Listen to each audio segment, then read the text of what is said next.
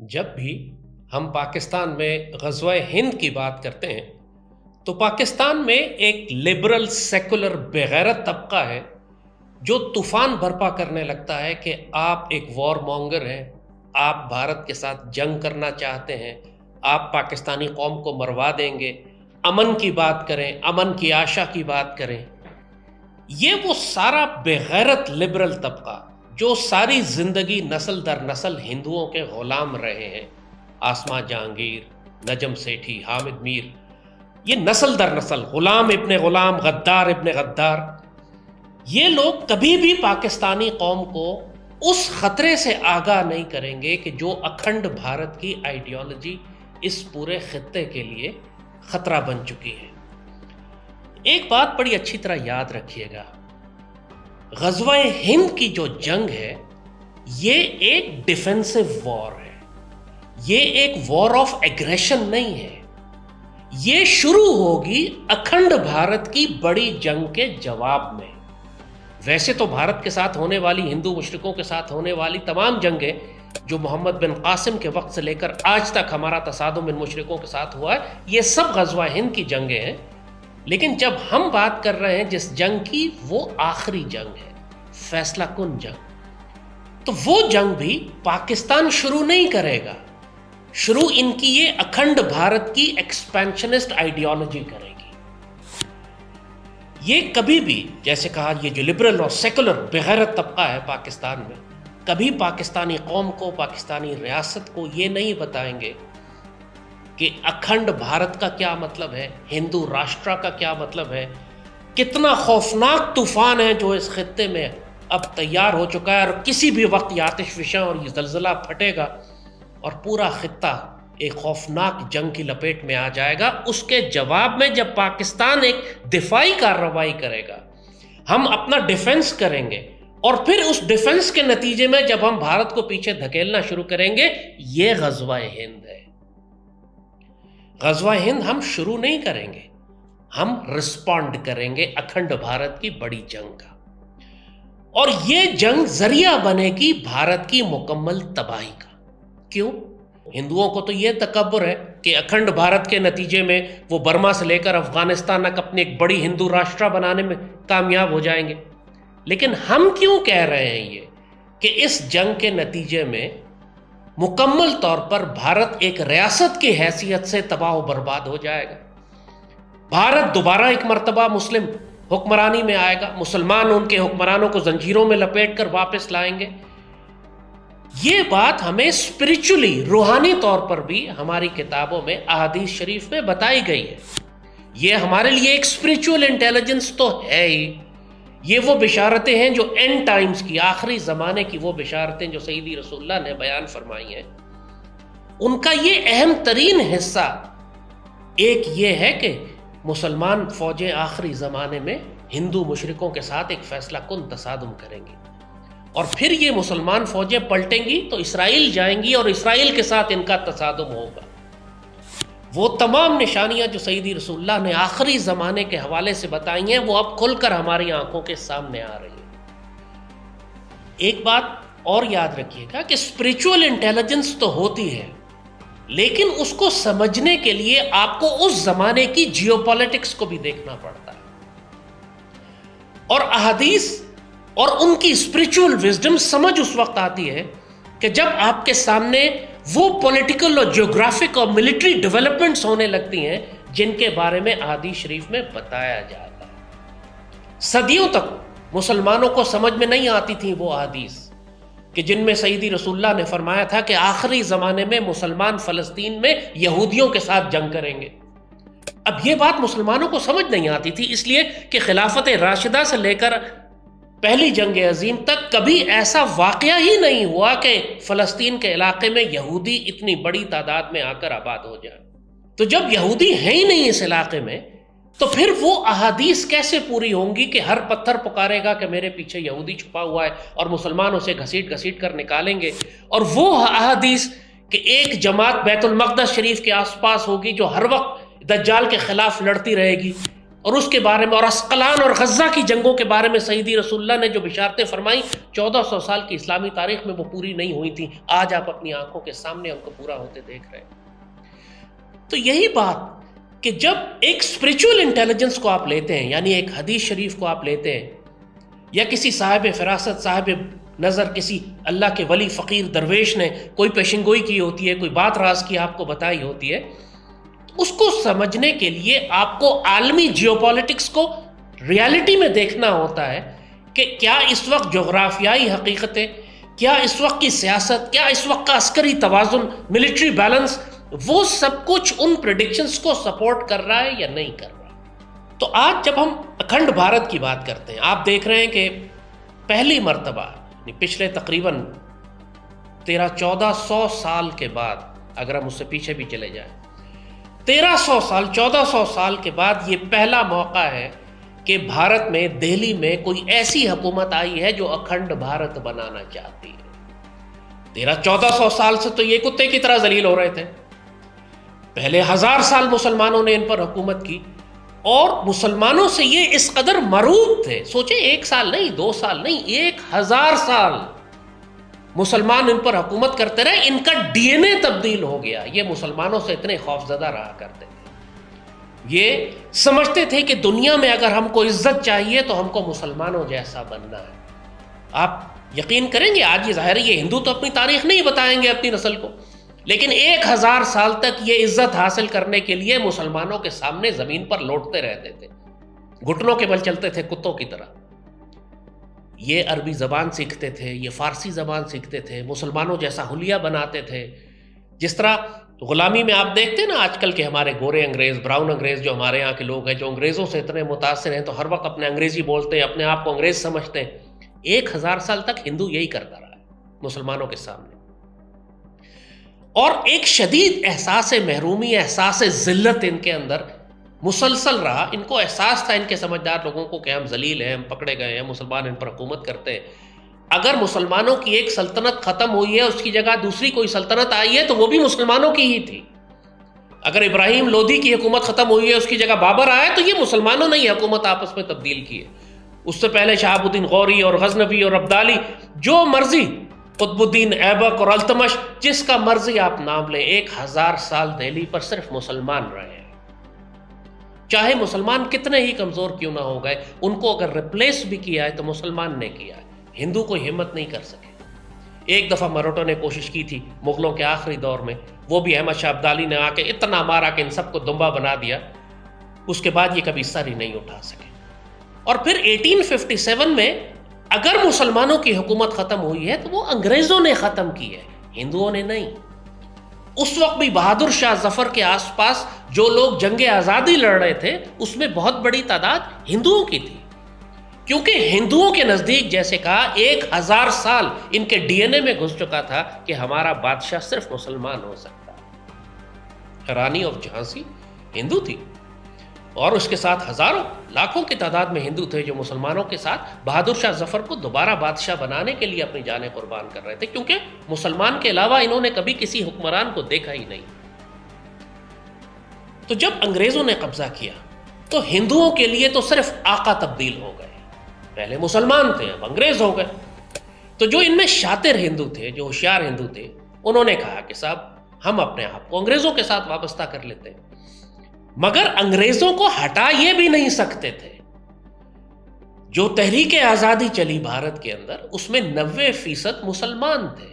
آج بھی India get کے اوپر جو تحریک آزادی کے خود انہوں نے نام لکھے ہوئے، جا کے دیکھیے وہ جو ہزاروں نام لکھے ہوئے ہیں انڈیا گیٹ پہ ان شہیدوں کے کہ جنہوں نے آزادی کے لیے جانیں قربان کی، اس میں اکثریت نام مسلمانوں کے، ہندوؤں کے تو تھوڑے نام ہیں۔ اگر آزادی ملی ہے بھارت کو تو مسلمانوں کی وجہ سے ملی ہے، ہندوؤں کی وجہ سے نہیں۔ انگریز اگر گئے ہیں تو وہ مسلمان فوجوں کی بغاوت کی وجہ سے گئے ہیں، وہ قائد اعظم کی وجہ سے گئے ہیں۔ اور ہسٹوریکلی جیسے کہا کہ 1400 سال کے بعد پہلی مرتبہ ہندوؤں کو اپنی حکومت ملی دہلی میں تقسیم کے بعد، 1947 کے بعد۔ اور وہ سائیکولوجیکلی ایک غلام قوم جو نسل در نسل 1000 سال سے پہلے مسلمانوں اور 150 سال سے انگریزوں کی غلام رہی، اچانک اس کو اقتدار مل گیا، اس کو طاقت مل گئی، وہ آ کے دہلی میں بیٹھ گئے، اتنی بڑی حکومت، اتنی بڑی ریاست ان کو مل گئی۔ وہ دوسری بات ہے کہ ان کی بھارت ماتا کو بیچ میں سے کاٹ کے مسلمانوں نے اپنا ملک بنا لیا، چاہے مشرقی پاکستان ہو جو بنگلہ دیش کہہ دیا، لیکن بہرحال مسلمان ملک ہے، بھارت کا حصہ نہیں ہے۔ تو یہ ذلت اور رسوائی کا احساس ان کے ڈی این اے میں شامل ہے۔ یہی ہوا کہ 1971 میں جب بھی آپ دیکھیں کہ اندرا گاندھی جو کہ بڑی اپنے آپ کو سیکولر کہتی اور کانگریس جو آج بی جے پی کے مقابلے میں تو بڑے آپ کو مہذب لگتے ہیں، 1971 میں جب مشرقی پاکستان ٹوٹا تو اندرا گاندھی نے اپنی پارلیمنٹ میں خطاب کرتے ہوئے کہا کہ آج ہم نے اپنی 1000 سالہ غلامی کا بدلہ لے لیا۔ آپ اندازہ کریں ان کو کتنی ذلت محسوس ہوتی ہے اپنی اس 1000 سالہ غلامی۔ یہ نہیں ہے کہ مطلب یہ تو بات ہی بہت ہی جاہلانہ اور بے وقوفانہ ہے۔ ایک بیٹل جو ایسٹ پاکستان میں چھوٹی سی لڑی گئی، وہ بھی ڈسپرپورشنٹ 30-35 ہزار پاکستانی سپاہی اور 5 لاکھ بھارتی فوج چاروں طرف سے گھیر کے اگر وہ ان کو شکست دے دیتی ہے تو یہ کوئی 1000 سالہ غلامی کا بدلہ تو نہیں ہو گیا۔ 1000 سال کی غلامی میں تو 10,000 دفعہ تم کو ذلیل کیا گیا ہے کتے کی طرح۔ مگر ان کے اندر کا وینم دیکھیں، غصہ دیکھیں کہ کتنا ان کو اپنی ذلت کا احساس ہے کہ ہمارے باپ دادا نسل در نسل در نسل در نسل 1000 سال مسلمانوں کے غلام رہے۔ انڈیا کو جو آج شناخت ملی ہوئی ہے، جو ایکچوئل انڈیا ہے جو دنیا جانتی ہے، یہ مسلمانوں کا بنایا ہوا ہے۔ پوری دنیا میں انڈیا پہچانا جاتا ہے تاج محل کی وجہ سے، دہلی کے قلعے کی وجہ سے، اس تمام ساری انجینئرنگ اور آرکیٹیکچر مسلمانوں کا دیا ہوا ہے، ان کے سارے کھانے مسلمانوں کے مغلیہ کھانے جو یہ استعمال کرتے ہیں، ان کا لباس سارا جو یہ پہنتے ہیں یہ مغلیہ لباس ہے۔ ان کے پاس تو تہذیب تھی نہیں، جنگلی جانور تھے یہ سارے، اور انڈیا کبھی بھی ایک ریاست تھا ہی نہیں۔ یہ مسلمانوں نے آ کے اس کو ایک سٹیٹ بنایا تھا، ایک ریاست بنایا تھا۔ اس سے پہلے یہ پرنسپیلٹیز ہوتی تھی، راجے ہوتے تھے، مہاراجے ہوتے تھے، کئی راجوں پر مل کر ایک مہاراجا ہو گیا۔ راجہ طاہر جیسے آپ نے وہ چھوٹا سندھ کے علاقے پر وہ حکومت کرتا تھا۔ سینکڑوں راجے ہوتے تھے پورے انڈیا میں، کوئی سینٹرل گورنمنٹ نہیں ہوتی تھی کبھی۔ سینٹرل گورنمنٹ مسلمانوں نے بنائی آگے، اور 1000 مسلمانوں نے دہلی میں بیٹھ کے سینٹرل گورنمنٹ ہی بنائی، اور اس کے بعد پھر انگریز آئے، انہوں نے بھی دہلی میں بیٹھ کے ایک سینٹرل گورنمنٹ بنائی، اور پھر پہلی مرتبہ جیسے کہا 47 کے بعد ہندوؤں کو ایک سینٹرل گورنمنٹ ملی جو پچھلے 1400-1500 سال میں ان کے پاس کبھی بھی نہیں تھی۔ تو جب ان کو اقتدار ملا، ان کو ہندوؤں کو طاقت ملی، تو ظاہر ہے ایک تو ذلت کا احساس کہ جی 1000 سال مسلمانوں کی غلامی کے بعد ہم آزاد ہوئے اب، اور دوسرا یہ دکھ اور یہ تکلیف کہ ان کی بھارت ماتا کو کاٹ کے 3 حصوں میں تقسیم کر دیا گیا، یعنی اس وقت 2 حصے، پاکستان مشرق اور مغرب اور بیچ میں بھارت۔ ہمیں اپنی اس بھارت ماتا کو واپس جوڑنا ہے۔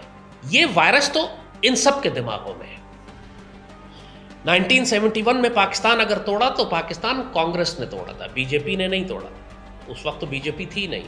تو آج آپ کو بی جے پی جو ریڈیکل نظر آ رہی ہے، جو انتہا پسند ہے، جو فیشسٹ ہے، جو اتنی صفاق اور ظالم ہے، اگر کوئی یہ سمجھتا ہے کہ کانگریس مسلمانوں کے لیے یا پاکستان کے لیے بہتر ہے، تو یہ یاد رکھیے گا کہ 1947 میں پاکستان بنانے کے لیے مسلم لیگ اور قائد اعظم نے اگر جنگ کی تھی، کانگریس کے خلاف کی تھی۔ گاندھی جو اپنے آپ کو بڑا پیسفل اور اپنے آپ کو بڑا انسان دوست پریزنٹ کرتا ہے، اس نے قائد اعظم کو تھریٹ کیا تھا کہ اگر آپ نے پاکستان بنانے کی بات کی تو we'll fight to the knife, یعنی خنجر سے ہم جنگ کریں گے۔ قائد اعظم نے بڑا اس کو ٹونٹ کیا، طنز کیا اس کے اوپر کہ یہ بڑا امن پسند بنتا ہے اور یہاں مجھے یہ تھریٹ کر رہا ہے کہ یہ چاقو اور خنجر کی لڑائی کرے گا ہم سے پاکستان کو روکنے کے لیے۔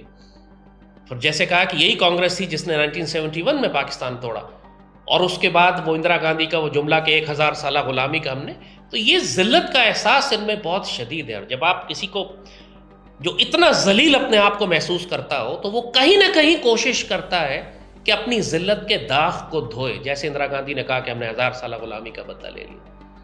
اور پھر اس کے نتیجے میں جو آئیڈیالوجی ڈیولپ ہوتی ہے وہ ایک فیشسٹ اور ریڈیکل آئیڈیالوجی ہوتی ہے۔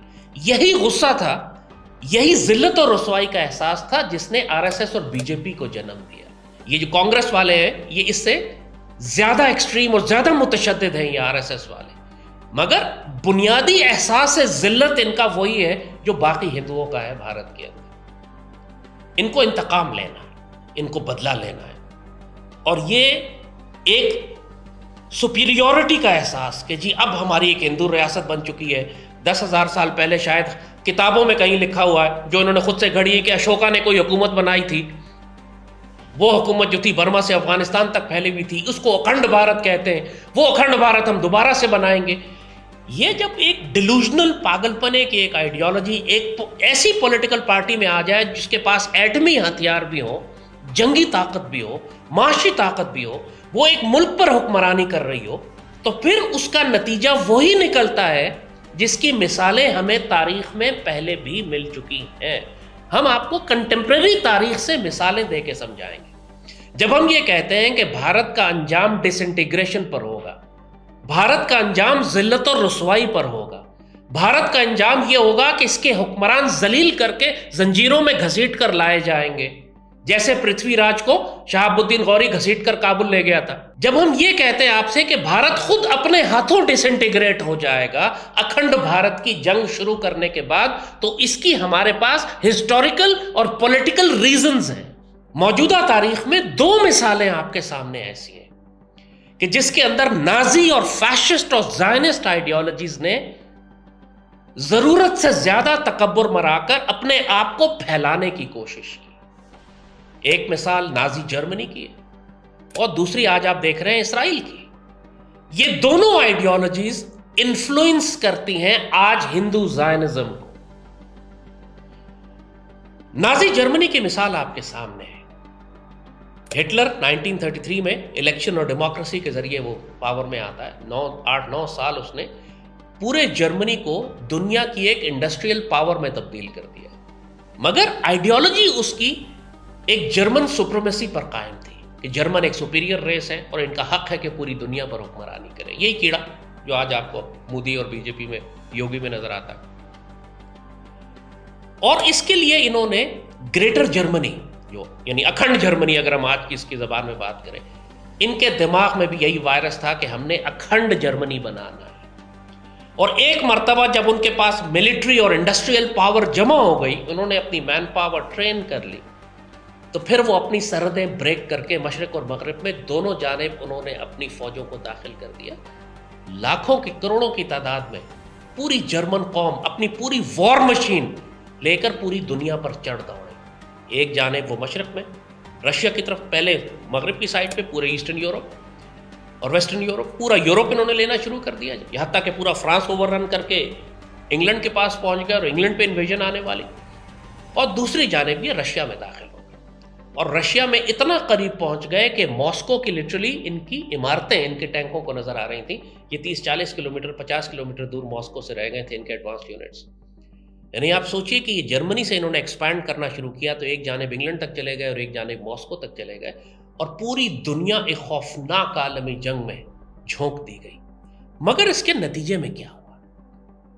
جب اس طرح کی ایک ایکسپینشنسٹ پاور، ایک توسیع پسندانہ پاور جو فیشسٹ اور ظالم نظریات پر ہو، پوری دنیا جس سے نفرت کرے، وہ جن علاقوں میں جائے وہاں علاقوں کے لوگ اس کے خلاف بغاوتیں کرنا شروع کر دیں، چاہے فرینچ ریزسٹنس ہو یا رشین ریزسٹنس ہو۔ مقامی آبادی نے تو کبھی بھی جرمن انویژن کو قبول نہیں کیا، کیونکہ یہ ظالم اور سفاک طاقتیں تھیں۔ جب یہ ایکسپینڈ کرتی ہوئی داخل ہوئی، ایک پوائنٹ آتا ہے کہ جب یہ اپنی ایکسٹریم لمٹ اور ریچ کو پہنچ جاتی ہیں، اتنی ایکسپینڈ کر جاتی ہیں کہ اب مزید ان کے لیے پھیلنا ممکن نہیں ہوتا۔ ان کی سپلائی لائن ڈسٹرب ہو چکی ہوتی ہے، ان کی انڈسٹریل پاور ایگزاسٹ ہو چکی ہوتی ہے، تباہ ہو چکی ہوتی ہے، ان کی بہترین مین پاور ماری جا چکی ہوتی ہے، اور اب جس حد تک یہ جا چکے ہوتے ہیں اس سے آگے جانے کے بجائے یہ سکڑنا اور سمٹنا شروع کر دیتے ہیں۔ اور جن ملکوں پر انہوں نے قبضے کیے ہوتے ہیں ان کی مزاحمت زور پکڑنے لگتی ہے اور وہ ان کو پیچھے دھکیلنا شروع کرتے ہیں۔ 1939 میں جو جرمن جگرنٹ، جو وار مشین نکلی تھی، جس کو دنیا سمجھتی تھی کہ اب روکنا ممکن نہیں ہوگا، 1945 تک یہ حال ہو گیا تھا کہ پورے رشیا سے یہ نکل چکے تھے، پورے یورپ سے یہ نکل چکے تھے، لڑائی اب برلن میں ہو رہی تھی، ان کے کیپٹل میں، اور ایک جانب سے روسی فوجیں داخل ہوئیں، ایک جانب سے امریکنز آئے، اور برلن کے بیچ میں دونوں فوجیں ملتی ہیں، جرمن فوج کرش ہو گئی بیچ میں، ایک بھی فوجی ان کا نہیں بچا جو مزاحمت کرنے کے لائے۔ اور اسی وجہ سے، کیونکہ آج کے بچے اس تاریخ کو نہیں جانتے، اسی وجہ سے برلن وال بنی تھی کہ آدھا برلن جو تھا، جو ان کا کیپٹل تھا، جو ان کا دارالحکومت تھا، آدھا روس نے لے لیا، آدھا امریکہ نے لے لیا، بیچ میں دیوار کھینچ دی گئی جو 50-60 سال یہ دیوار کھینچی رہی، پھر افغان جہاد کے نتیجے میں یہ برلن وال گری اور جرمنی دوبارہ سے یونائٹ ہو گیا۔ جرمنی بیچ میں سے 2 حصوں میں تقسیم ہو گیا، صرف اس لیے کہ ایک پاگل کے بچے نے، ہٹلر نے، ایک جنونی، ایک انسین، ایک فیشسٹ آئیڈیالوجی کہ گریٹر جرمنی بنانا ہے، میں نے اس کو لے کر پورے جرمنی کی طاقت کو اس میں جھونک دیا، اپنی قوم کو بھی ہلاک کروایا، اپنی انڈسٹریل ملٹری پاور کو بھی تباہ کیا، خود بھی غلام ہو گیا، پوری قوم کو بھی غلام کروایا، پورا ملک تقسیم کروا دیا، غیر ملکی طاقتوں نے اس پر قبضہ کر لیا، اور آج تک جرمنی کا یہی حال ہے۔ جرمنی کوئی آزاد ملک نہیں ہے، پابندی ہے جرمنی کے اوپر کہ اپنی مسلح افواج نہیں رکھ سکتا، اپنی نیوی نہیں رکھ سکتا، اپنی جاپان کے ساتھ بھی انہوں نے یہی کیا، جس ملک، جاپان کا بھی ایگزیکٹلی یہی مثال تھی،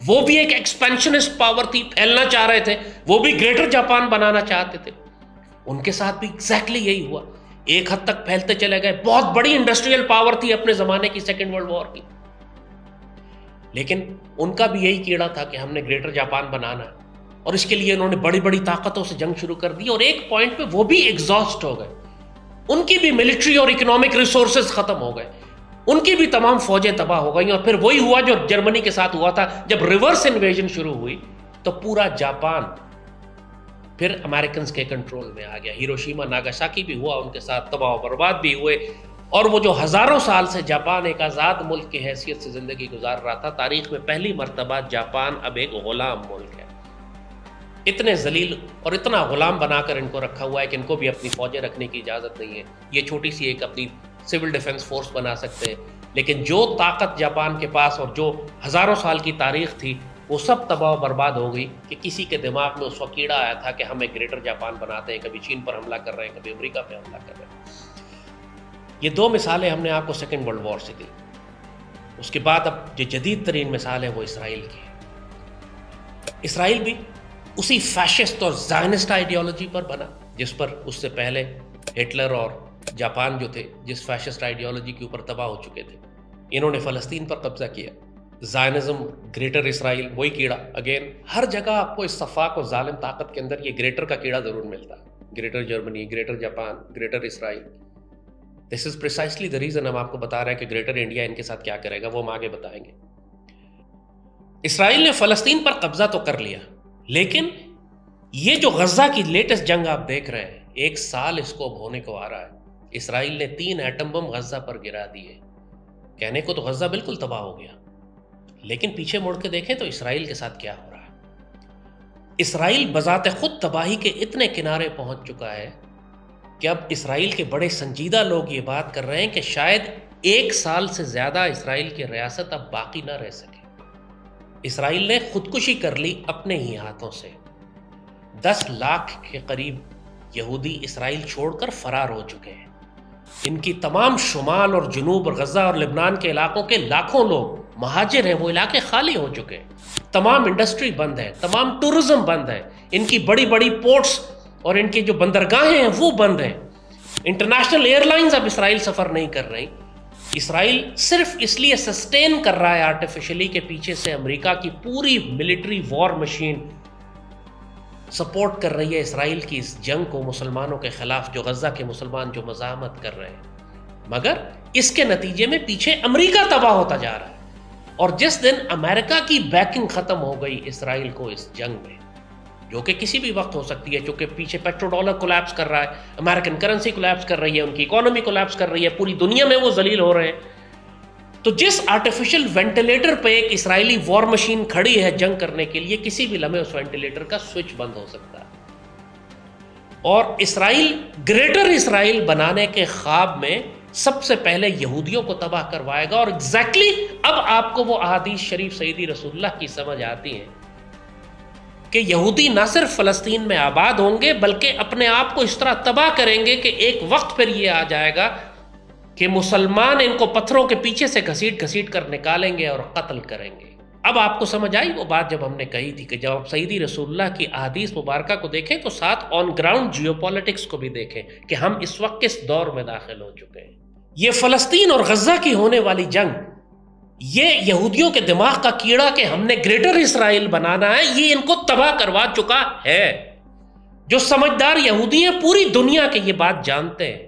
ان کی کتابوں میں لکھا ہوا ہے کہ اگر یہودی ایک جگہ جمع ہو گئے دنیا میں کسی جگہ تو یہ ان کی مکمل تباہی کا باعث ہوگا. ان کو تباہ و برباد کر دیا جائے گا، جیسے سارا شکار ایک شکارگاہ میں جمع ہو جائے یا ساری مچھلیاں ایک چھوٹے سے تالاب میں جمع ہو جائیں تو ان کا شکار آسان ہو جاتا ہے. یہ بات یہودیوں کو معلوم ہے، ان کی کتابوں میں لکھی ہوئی.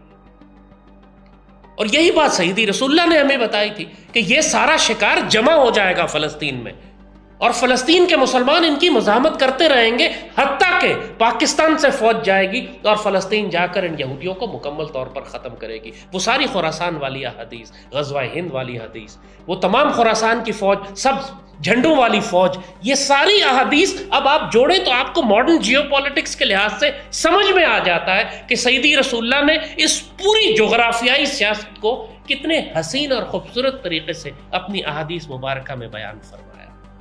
دیکھیے جہاں تک ایکسپینشن کا تعلق ہے، ایکسپینشن تو مسلمانوں نے بھی کی. ہم یہ کیوں کہہ رہے ہیں کہ جو ایکسپینشنسٹ آئیڈیالوجیز ہیں یہ آگے جا کر تباہ و برباد ہو جاتی. جیسے کہ آپ کو کہا کہ خلافت راشدہ کے دور میں مسلمان فوجیں جب مدینے سے نکلے، مسلمانوں نے بھی ایکسپینڈ کیا. ہم نے بھی رومن اور پرشین امپائرز کو تباہ کیا. ہم نے بھی وہاں پر ان کی پوری سلطنت سینٹرل ایشیا سے لے کر افریقہ کے نارتھ تک، لٹرلی آپ سوچیں، اندازہ کریں، وہ جو اقبال نے بات کہی تھی کہ نیل کے ساحل سے لے کر تابہ خاک کاشغر، یہ ساری مسلمان دنیا خلافت راشدہ کے دور میں مسلمانوں نے فتح کی. لیکن فرق کیا ہے؟ گریٹر اسلامک ریاست تو مسلمانوں نے بھی بنائی، لیکن ہماری گریٹر اسلامک ریاست میں، ہماری گریٹر اسٹیٹ میں اور گریٹر انڈیا میں اور گریٹر اسرائیل میں اور گریٹر جرمنی میں کیا فرق ہے؟ فرق یہ تھا کہ جب اسلامی فوجیں نکلی وہاں سے تو وہ اخلاق اور موریلٹی کے اتنے ہائی گراؤنڈ کے اوپر تھیں، عدل اور انصاف اور انسانیت کے اتنے اعلیٰ ترین مقام کے اوپر تھیں کہ اس وقت کی پوری دنیا نے کبھی اتنے اعلیٰ اخلاقی معیار دیکھے ہی نہیں تھے. نتیجہ یہ ہوا کہ جن علاقوں کو مسلمان فوجیں فتح کرتی گئیں، جہاں جہاں مسلمان فوجیں داخل ہوئیں، وہاں کی ساری آبادی مسلمانوں کے دین کو قبول کرنے لگی، مسلمان ہوتی گئی. آج سارا سینٹرل ایشیا سے لے کر افریقہ تک اگر کوئی علاقے مسلمان ہیں تو وہ اسی لیے مسلمان ہیں کہ اس وقت جب مسلمان فوجیں داخل ہوئیں، اتنا اخلاق اور کردار دکھایا انہوں نے، اتنا عدل کیا کہ وہاں کی تمام مقامی آبادی نے اسلام قبول کر لیا. کیونکہ اسلام ایک اسٹرانگر مورل آئیڈیالوجی تھی، اخلاق اور کردار پر بیس کرتی تھی. تلوار کے زور پر اسلام نہیں پھیلا، اسلام عدل کے زور پر پھیلا، محبت اور پیار کے زور پر پھیلا. مقامی آبادی کو آپ تلوار سے مسلمانوں نے صرف رومن اور پرشین امپائر کو پیچھے ہٹایا، جو کئی سو سال سے، تقریباً ہزار سال سے یہ دونوں امپائرز، پرشین امپائر اور رومن امپائر، اپنے علاقوں پر بدترین ظلم کرتی تھی. انسانوں کو نسل در نسل جس طرح غلام بنایا جاتا، آج بھی فلمیں بنتی ہیں، آپ دیکھیں رومن امپائر اور پرشین امپائر کس قسم کی سفاک اور ظالم حکومتیں تھیں. ان کے مقابلے پہ جب اسلام ایک آئیڈیالوجی لے کر آیا جو بیناولنٹ تھی، محبت اور پیار کرنے والی تھی، عدل اور انصاف دینے والی تھی، اس میں مساوات تھی. آپ کو یاد ہے وہ واقعہ کہ جب روم کے ایک بادشاہ نے اپنا سفیر بھیجا مدینہ حضرت عمر سے ملنے کے لیے، تو وہ آ کے مدینے میں پوچھتا ہے کہ آپ کا بادشاہ کا محل کہاں؟ تو مدینے کے لوگوں نے کہا ہمارا کوئی بادشاہ نہیں ہوتا، نہ اس کا کوئی محل ہے. اس رومن سفیر نے پوچھا کہ آپ پر حکمرانی کون کرتا ہے؟ انہوں نے کہا ہمارے خلیفہ ہیں. کہنے اچھا وہ خلیفہ کدھر ہیں؟ کہتے ہیں وہ ریگستان میں گئے ہیں، بیت المال کا اونٹ گم گیا ہے، وہ اس کو ڈھونڈنے گئے ہیں. اب سوچیں، ہوش و حواس اڑ گئے اس سفیر کے یہ سن کر کہ جس فوج نے رومن اور پرشین امپائر کو تباہ کر کے رکھ دیا ہے، ہم اس کے سینٹر میں آئے، مرکز میں آئے ہیں، اس کے دارالخلافہ میں آئے ہیں، اور یہاں پر آ کر جب ہم تلاش کر رہے ہیں اس کے حکمران کو کہ اتنی بڑی سلطنت کا حکمران کون ہے، تو پتہ چلتا ہے کہ وہ بیت المال کا اونٹ تلاش کرنے ریگستان میں گیا ہوا ہے۔ وہ ریگستان میں پیچھے چل پڑتا ہے تو دیکھتا ہے ایک درخت کے نیچے ایک آدمی پھٹے پرانے کپڑے پہن کے اپنی لکڑی کو، اپنا عصا جو ہوتا ہے اس کو زمین پر رکھ کے اس پر ٹیک لگا کے سو رہے ہوتے ہیں۔ لوگ کہتے ہیں یہی عمر ہے۔ اب مزید اس کی خوف اور دہشت اور حیرت میں اضافہ ہوتا ہے۔ سیدنا عمر جب اٹھتے ہیں تو ان کو دیکھ کے کہتا ہے کہ عمر، آپ انصاف کرتے ہیں اس لیے سکون سے سوتے ہیں، ہمارے بادشاہ ظلم کرتے ہیں اس لیے ہزاروں سپاہیوں کے بیچ میں ان پر خوف طاری رہتا ہے۔ یہ فرق ہے اسلامک ایکسپینشن میں اور اس دوسری ایکسپینشن میں جس کا ہم نے آپ سے ذکر کیا، چاہے رومن ہو یا پرشین ہو یا جرمن ہو یا اسرائیلی ہو یا ہندو ہو۔ تو مسلمان، آپ ایک اور مثال تاریخ میں ایک ایکسپینشنسٹ پاور کی اٹھا کے دیکھیں، چنگیز خان منگولیا سے نکلتا ہے، لاکھوں کی تعداد میں اس کے ساتھ اس کے درندے منگول جانور ہوتے ہیں، اور جس طریقے سے پوری دنیا میں یہ تباہی مچاتے ہیں، یعنی منگولیا سے نکلے، ایک جانب یہ رشیا اور یورپ کی طرف نکل گئے، دوسری جانب یہ مڈل ایسٹ، ایک طرف افغانستان، انڈیا۔ پوری دنیا کا کون سا علاقہ تھا جہاں پر ان کی یہ لاکھوں کی تعداد میں کیڑے مکوڑوں کی طرح فوجیں داخل نہیں ہوئیں اور انہوں نے کھوپڑیوں کے مینار بنا دیے۔ دنیا میں دہشت طاری تھی اس وقت کہ چنگیز خان اور ہلاکو خان اور ان کی فوجیں آ رہی ہیں۔ ایکسپینشنسٹ پاور تو یہ بھی تھے، انہوں نے بھی ایکسپینڈ کیا۔ چنگیز خان کی حکومت منگولیا سے لے کر لٹرلی سیریا تک، افریقہ تک پھیل چکی تھی، ایک جانب، اور دوسری جانب یورپ تک چلے گئے تھے۔ مگر ہوا کیا؟ یہ صرف ظالم اور سفاک طاقت تھی، ان کے پاس کوئی آئیڈیالوجی، کوئی موریلٹی، کوئی اخلاقیات، کوئی دین تو نہیں تھا۔ نتیجہ یہ ہوا کہ جہاں پر یہ اسلام کے ساتھ ٹکرائے آ کر، جب یہ اسلام سے ملے آ کر، تو خود منگول فوج، چنگیز خان کے اپنے بیٹے، اس کی اپنی لاکھوں کی فوج مسلمان ہو گئی۔ اب سوچیں، جس سلطنت کو یہ فتح کر رہے ہیں اسی کا دین قبول کر لیا انہوں نے۔ یہ کیسے ممکن ہوا؟ وہ ایسے ممکن ہوا کہ جو اسلام کی سٹرینتھ تھی، جو کہ ہمیشہ سے ہے، وہ ہمارا دین ہے، ہماری اخلاقی ویلیوز ہے، ہمارا کردار ہے، ہماری بینوولنٹ پرنسپلز ہے، ہمارا جسٹس ہے۔ یہ وہ چیز ہے جو دنیا کی کسی اور آئیڈیالوجی میں نہیں ہے، اسی لیے یہ اسلام کو ختم نہیں کر سکتے کبھی، اور اسی لیے اسلام وہ واحد طاقت دنیا میں رہ گیا ہے جو اس ساری فیشسٹ اور زائنسٹ فورسز کے خلاف کھڑا ہوا ہے۔ آج مجھے بتائیے، دنیا میں کوئی مثال دے سکتا ہے انسانی تاریخ میں اس جرت اور کردار کی کہ جو فلسطین کے مسلمان آج غزہ میں دکھا رہے ہیں؟ دنیا کی کوئی آئیڈیالوجی، کوئی مذہب اتنی جرت کردار اور اخلاق دکھا سکتا ہے جو غزہ کے فلسطینی اسرائیل کی یہودی طاقت کے خلاف دکھا رہے ہیں؟ پوری دنیا میں لاکھوں لوگ مسلمان ہو گئے ان کا کردار دیکھ کر۔ یہی باتیں جو آپ ماضی میں سنتے تھے کہ پوری چنگیز خان کی فوج مسلمان ہو گئی مسلمانوں کا کردار دیکھ کر۔ مسلمان اسی طرح اپنے دشمنوں کو فتح کرتے ہیں، اپنے کردار سے، اخلاق سے، اپنے دین سے، اپنے عدل سے۔ تو چنگیز خان کی فوجیں کتنی ایکسپینڈ کی، لیکن پھر کیا ہوا؟ اس کی پوری امپائر بھی ایک جنریشن کے اندر ہلاکو خان اور چنگیز خان کا نام و نشان ختم ہو گیا۔ سارے علاقوں سے یا یہ مسلمان ہو گئے، وہیں ابزارب ہو گئے، یا مار دیے گئے، یا واپس چلے گئے۔ چنگیز خان کا نام و نشان اس کے بعد، نہ اس کی امپائر، نہ اس کی سرزمین، نہ اس کی حکومت، نہ اس کا تخت، اب صرف دنیا میں ایک ظالم اور سفاک جانور کی طور پہ یاد کیا جاتا ہے، جو تاریخ میں جس طرح بہت سے ظالم جانور آئے تھے۔ تو یہ ہم نے آپ کو بہت ساری مثالیں دے کر بتایا ہے کہ ایک ایکسپینشنسٹ، ایک اکھنڈ بھارت بنانے والی، یا اکھنڈ جرمنی، یا اکھنڈ اسرائیل، یا اکھنڈ پرشین امپائر، یا اکھنڈ جاپنیز امپائر، یا اکھنڈ رومن امپائر، یا اکھنڈ چنگیز خان کی امپائر، یہ جب بھی یہ سیکولر اور لادین، سفاک، ظالم، فاشسٹ، زائنسٹ پاورز ایکسپینڈ کرتی ہیں، تو یہ ایک جنریشن کے اندر ختم ہو جاتا ہے۔ ان کے اندر پھر کوئی انٹرنسک مورل ویلیو ان کے پاس نہیں ہوتی کہ یہ ریزسٹ، جب تک کہ ان کے مقابلے پہ کوئی طاقت نہ آئے یہ گزارا کرتی رہتی ہیں، لیکن جب یہ اسلام کے مقابلے پر آتی ہیں، اسلام ان کی دھجیاں اڑا کے رکھ دیتا ہے، because of the higher moral strength. ہمارے پاس جو اخلاقی کردار ان سے زیادہ بہتر ہے، جو کہ شاندار ہے۔ سوچیں، رومن اور پرشین امپائر ایک ہزار سال سے بیٹھی ہوئی تھی وہاں پہ، لیکن خلافت راشدہ نے صرف 30 سال میں 30 ایئرز دونوں امپائرز کو تباہ کر کے رکھ دیا۔ Can you imagine this? ایک ہزار سال سے اسٹیبلشڈ امپائرز ہیں، آپس میں لڑتی رہی ہیں بے شک، کیونکہ دونوں ایک جیسی تھی، لہذا بیلنس آف پاور تھا، لیکن جب یہ ایک ایسی سپیریئر فورس سے ٹکرائی آ کر کہ جس کے پاس اسلام کی طاقت تھی، جس کے پاس اللہ اس کے رسول صلی اللہ علیہ وآلہ وسلم کی بیکنگ تھی، ملائکہ کی مدد تھی، یہ اسپرچول فورسز جس کے ساتھ تھی، جب یہ فورس ان کے ساتھ ٹکرائی جا کر تو رومن اور پرشین امپائر 30 سال کے اندر in less than 30 years they were both disintegrated, وجود ختم ہو گیا ان کا۔ پرشین امپائر تو ٹوٹلی، اور رومن امپائر یورپ میں چلی گئی، لیکن پورے ایشیا سے اس کو بالکل ختم کر کے اس کے سارا آخری اس کا اسٹرانگ ہولڈ سیریا تھا، نارتھ افریقہ تھا، وہ سارا مسلمانوں نے لے لیا اس سے۔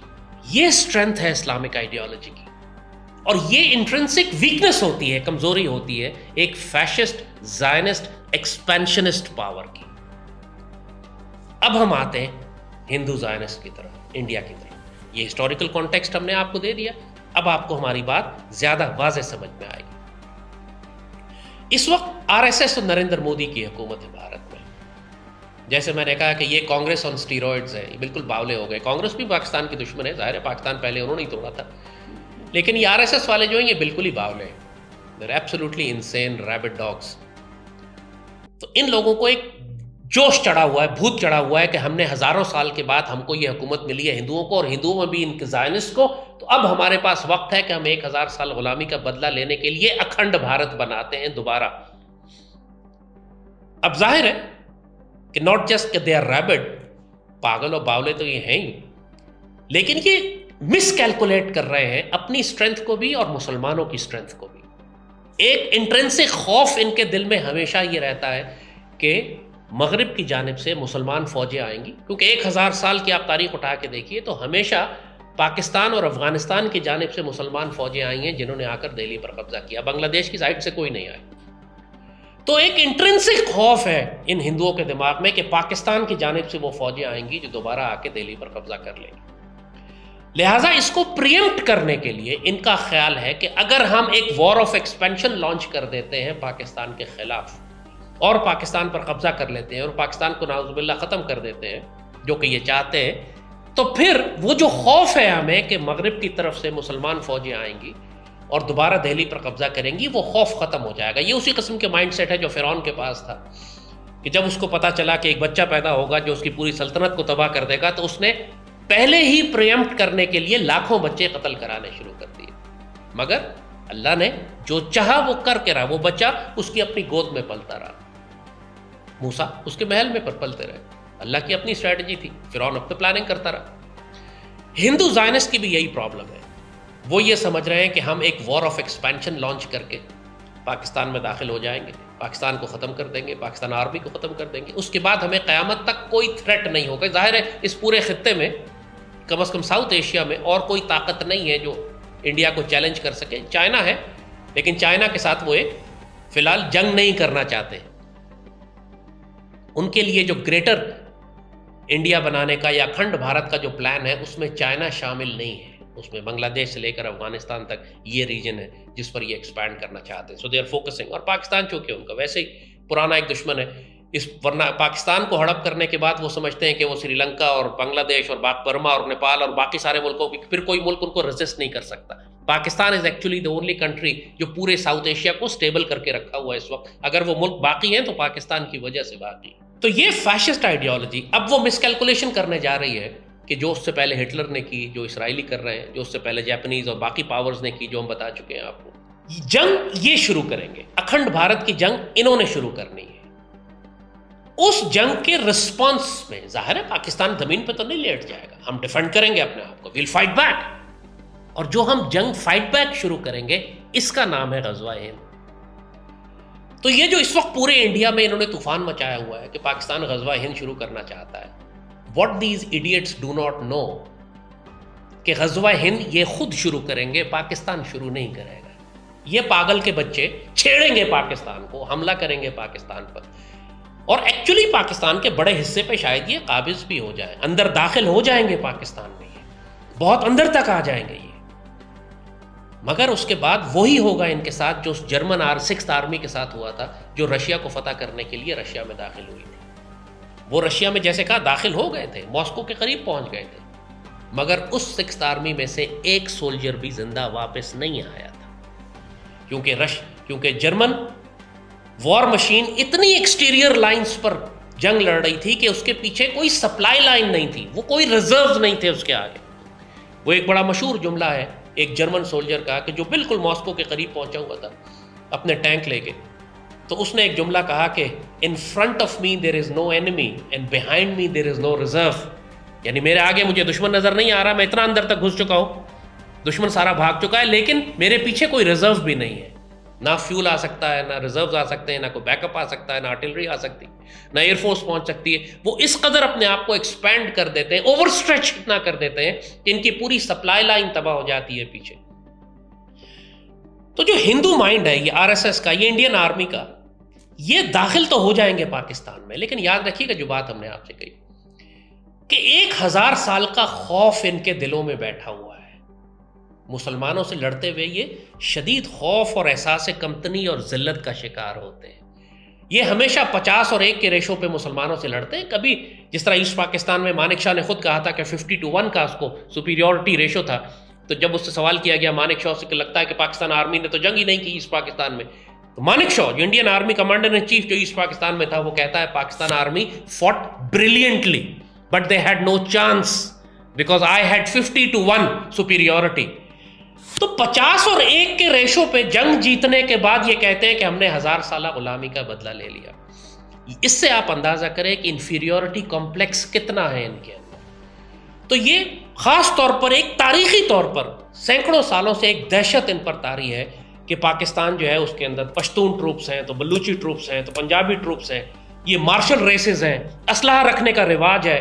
جتنا اسلحہ پاکستان میں ہے پوری بھارتی قوم کے اندر 1.25 ارب کی آبادی ہے، اس کے پاس اتنا اسلحہ نہیں ہے جتنا صرف ہمارے خیبر کے صوبے میں لوگوں کے پاس اتنا اسلحہ. یس وی ہیو مارشل ریسز ہیں جو ہمیشہ سے اسلحہ رکھنا، ہتھیار رکھنا اپنا پرائڈ سمجھتی ہیں. اور یہ بھی ہندوؤں کو معلوم ہے، انڈین آرمی کو معلوم ہے کہ ایک دفعہ ہم پاکستان میں داخل ہو گئے تو ہمارے جتنے بھی ٹرائبلز ہیں، چاہے وہ سندھ کے ہر سندھی ہوں، چاہے بلوچستان کے ٹرائبلز ہوں، فرنٹیئر کے ٹرائبلز ہوں، پاکستان بہت آرام سے 1 کروڑ سے زائد رائفلز نکال سکتا ہے، یعنی انفینٹری مین، سولجرز، گوریلا واریر نکال سکتا ہے. 1 کروڑ بہت بڑی تعداد ہے اللہ کے فضل سے.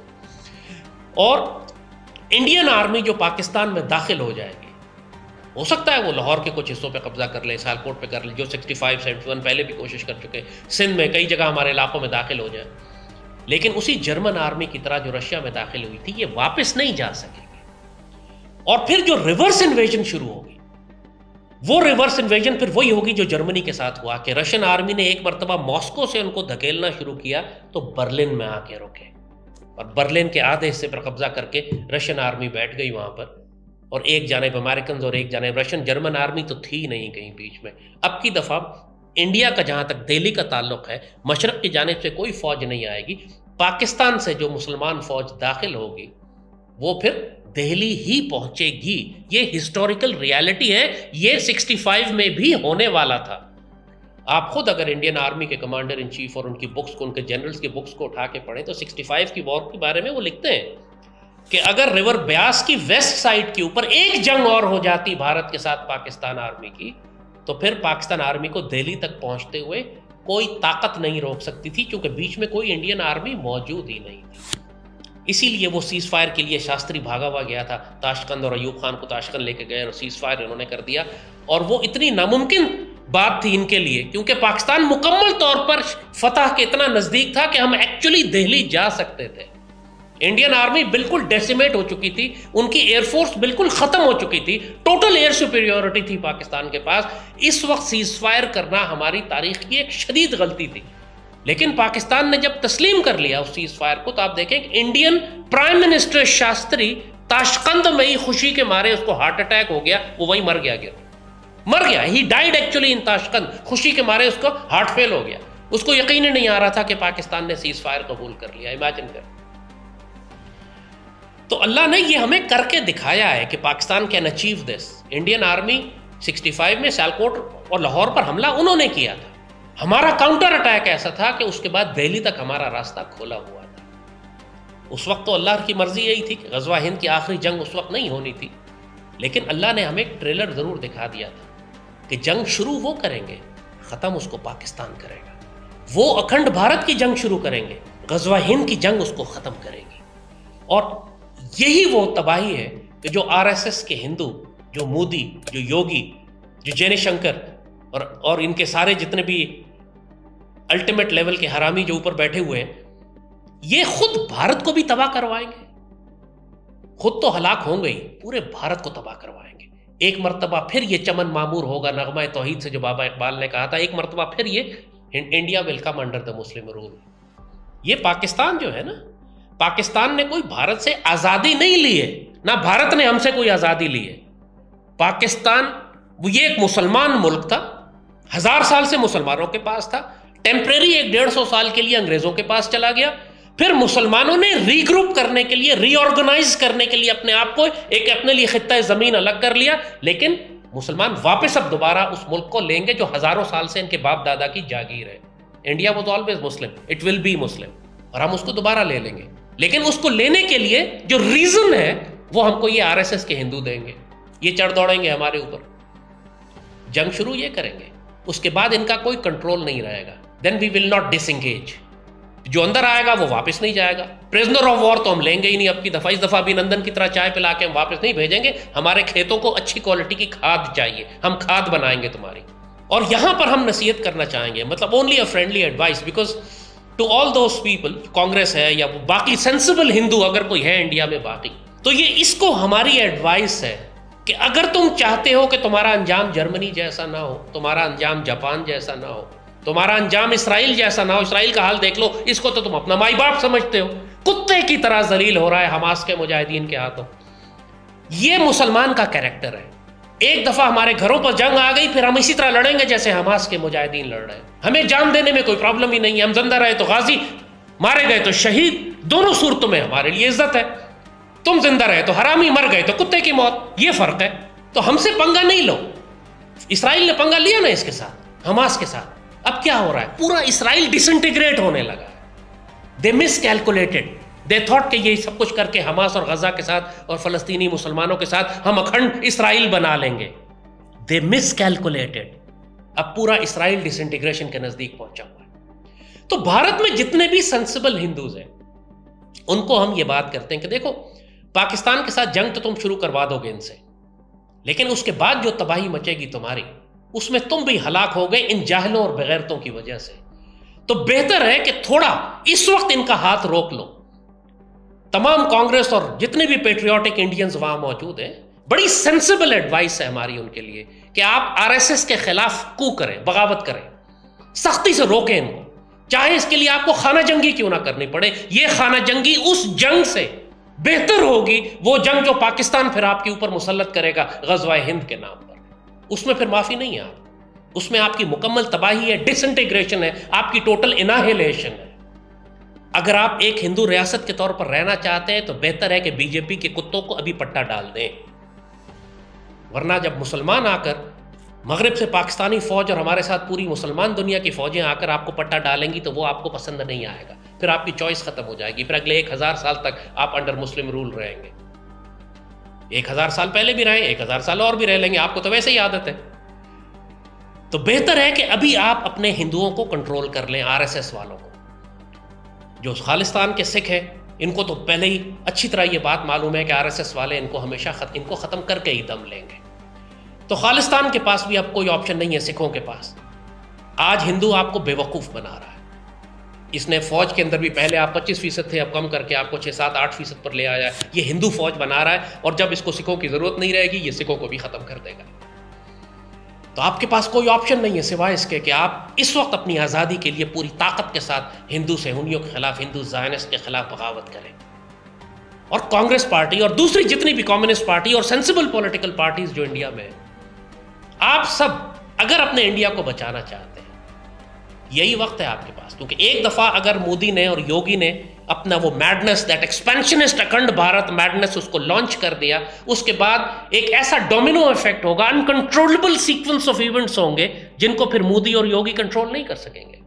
دا moment you launch your forces in Pakistan you will lose control. اس کے بعد کنٹرول پاکستان کے پاس ہوگا. اس کے بعد وی ول ڈیسائیڈ کہ تمہاری فوجوں کے ساتھ کیا کرنا ہے. اس کے بعد ہم ڈیسائیڈ کریں گے کہ کاؤنٹر اٹیک کم کرنا ہے.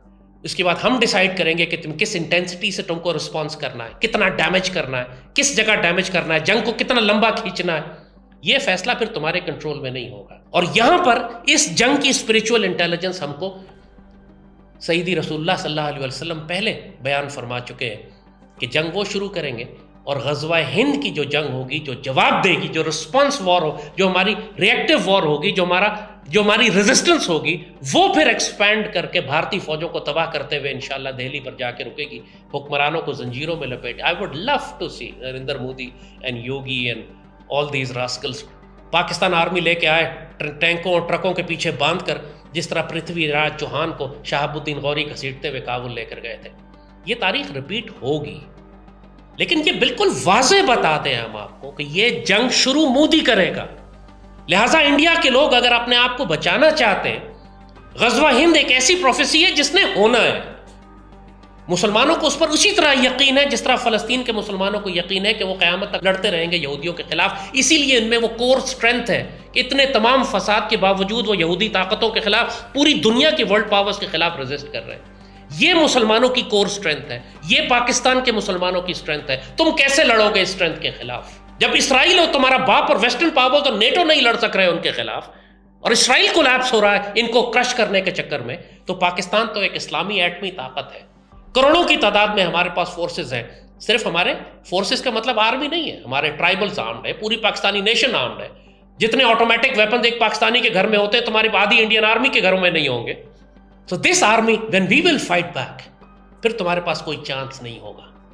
So this is the last call literally، کیونکہ جس قسم کی پاگل پن میں انڈیا میں دیکھ رہا ہوں، جس قسم کا دیوانہ پن اور ملٹری ڈپلائمنٹ اینڈ ان کی جو ویپن ایکوزیشن اینڈ ٹریننگ اور ڈپلائمنٹ پاکستان کے ساتھ یہ کر رہے ہیں، کلیئرلی نظر آ رہا ہے کہ کسی بھی وقت یہ اکھنڈ بھارت کے لیے پاکستان پر انویژن کر دیں گے. So we are ready for a long war, for a protracted war, but you are not. تم ایکسٹیریئر لائنز پر جنگ کرو گے، تمہاری سپلائی لائن ایکسپینڈ کر جائے گی.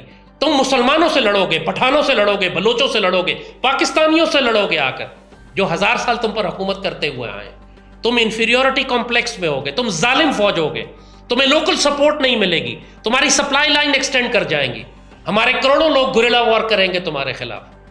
اور ultimately when we counter attack, we regroup and counter attack, then we will take Delhi. اس کے بعد تمہیں معافی نہیں ملے گی. That's a guarantee. And we will not follow the Geneva Conventions. We will not take prisoners. یہ بھی تمہیں بتا دیں. So that's the state. This is the last call to the sensible Indians. کہ اس وقت تمہارے پاس موقع ہے کہ نریندر مودی اور RSS والوں کو روک کے ان کو وہیں تباہ و برباد کر دو، ورنہ یہ تمہارے پورے بھارت کو تباہ و برباد کر دیں گے. تم کو ایک دفعہ پھر 1000 سال مسلمانوں کی غلامی میں لے کر آ جائیں گے. یہ مجھے پتا ہے تم لوگ سنو گے نہیں، کر سکتے نہیں، یہ بہت پاگل ہو چکے. ہونا وہی ہے جو ہماری کتابوں میں لکھا ہوا ہے، جو بشارتیں ہمیں دی گئی ہیں کہ ہم غزوہ ہند میں تمہارے حکمرانوں کو زنجیروں میں لپیٹ کر لائیں گے، اور اس کے بعد جب مسلمان فوجیں اور پاکستانی فوج پلٹے گی تو شام میں پھر جا کے اسرائیل کو فیصلہ کن جنگ میں ختم کرے گی. یہ تو ہونا ہے. This is the destiny that we have foretold you. You better listen to it now. اور جہاں تک تمہارے انجام کا تعلق ہے، you have no future. You can start this war of Akhand Bharat, but we will finish it in غزوہ ہند. تم ہی ہو لاج دین کی جہاں کے تم سالار ہو، تم سفیر عزم ہو، مشرکوں کی ہار ہو، گرجتی للکار ہو، گرجتی للکار ہو، امت رسول کا وقار ہو، وقار ہو، وقار ہو، وقار ہو. واظبان حرم کے ہو، دین کی بقا ہو، تم حیدران دم قدم عشق میں فنا ہو، تم کبھی بھی جو